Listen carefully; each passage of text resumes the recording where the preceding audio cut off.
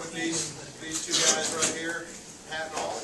Raise your hands up, and we'll get these questions. We'll start in the back. Who's got the second question after that? Right next to you, here, and then here. All right, in the back, sir.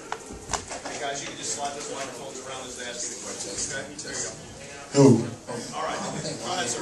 Mikhail, after your performance today, if someone would compare you to, say, Rashard Mendenhall, how would you accept it as a compliment? Well, it'd definitely be a compliment to start things off.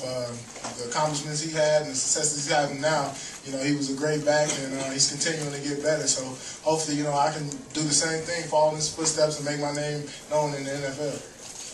Right here, you had a big performance today. Talk about some things that you saw tonight out of Baylor that allowed you to have so much success tonight. Well, it's not even so much Baylor, I would say. I think it was mostly our offense. Coach Petrino emphasized, going into the game, we need to, set the tone early. And I felt like, we had some good success early running the ball, was carried on throughout the game, and we didn't beat ourselves. And I feel like if we don't do those things and we play a 60-minute game, we're hard to beat. All right, next one is down here in the front. As a quarterback. How you doing? As a quarterback, I think you did an outstanding job. How were you able to read the defense as well as you did to be able to pass as accurately to your receivers? And when did you decide that you wanted to start a running game to open up the offense for yourself? A big part with that running game, first of all, we always want to establish a run. It's something that it's kind of been our go-to thing all year. It's just establishing Michael early in the game, and we were able to do that. And as far as the passing game went, we had a lot of time to prepare for Baylor, a lot of time to look at their defense, and we kind of do a lot of things to be there. And Coach Brown just emphasized to me, just make the play when it's there.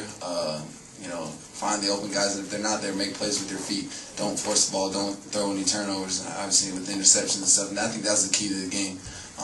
The two keys in my mind were when we had a big play there, we found a way to make it, and we didn't turn the ball over.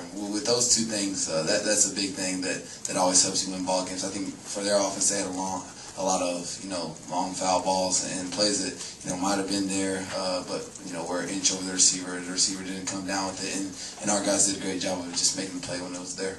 Okay, next question over here. I know you guys mentioned more than once towards the end of the season about doing things for the seniors and getting to a bowl game for them. Can you just talk about what it's like to get to this bowl game and win it for those guys who aren't going to be here next year? Well, first of all, getting here is a great feeling. Once we found out we were bowl eligible, that after that Northwestern game, a lot of people's, whole swagger changed. We knew, that we were going to be bowl eligible and that we had to finish the season strong to, get some energy and momentum going into that game. So to get here is a good thing, but to win is even better.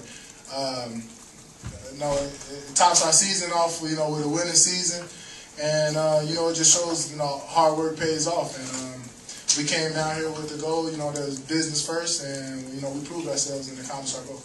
Before you ask your question, I want to make sure everyone knows Martez Wilson has joined us 7 tackles tonight, and Mr. LaShore tonight set records in school season records in scoring, rushing, touchdowns, and a Texas Bowl rushing record. In case you didn't have that. Hence the hardware. Okay, questions. Mikhail, can you just talk about the night that you had and just kind of what the experience was like for you this evening?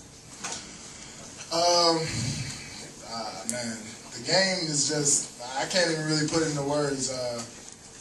First of all, winning, and being able to accept the accomplishments and talk about it is even better.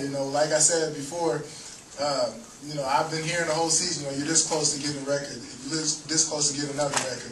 But during the season, you got to put that on the side. You got to handle business on what's ahead of you next. So now that it's the end of the season, and I found out that I broke those records, it feels good. I'm proud of myself, and I'm proud of my teammates, and most important, proud of Coach Petrino for giving me the chance and opportunities. Okay, question. Nate, when you were studying Baylor's defense, did you know that they'd be in zone coverage a lot during the passing game? Yeah, we knew the looks that they were going to give us. Obviously, when you have 12 games to break down, and coaches like we know the looks that we're going to get. And it's just all about going out there and executing. So, when we're in the looks in the passing game, we knew the completions that would be there, and our receivers did a great job of finding a way to make the plays. Like I said, there's going to be certain plays in the game that you know you're going to get and you're going to have a chance to hit, and we came up with them. That was the biggest difference for us. Okay, right here, and then we'll go to the back side. Mikel, have you thought any more about your future? Actually, I haven't, just gotten to that or, decided what I'm going to do. So, not yet. Okay, it looks like you kind of like that cowboy hat. Is this something you've ever done before and you think you might start it up? Well, it started with the rodeo a couple days ago. That was a good experience for me. It was fun, and most importantly, we got the win to start it off. And I like the hat. First cowboy hat, instead of using it as a souvenir, I might wear it out sometime. Martez, could you just talk about having to face that spread offense of Baylor doing no hold? How we are able to just keep our composure and then just stay on top of them and just keep them in check for most of the game? We pretty much wasn't film. Our coaches had a great game plan coming into this game. We knew they was going to do a lot of bubble screen, a lot of hurry up. They try to use their speed to their advantage. We knew they had a lot of track guys on their team. And our best our best thing to do was just to attack the quarterback as much as possible, show them different looks, and just be ready for the fast-paced game that we had upon us today. Martez, let's go and stick with the defense and move to the defensive line. Talk about Corey's legit performance tonight.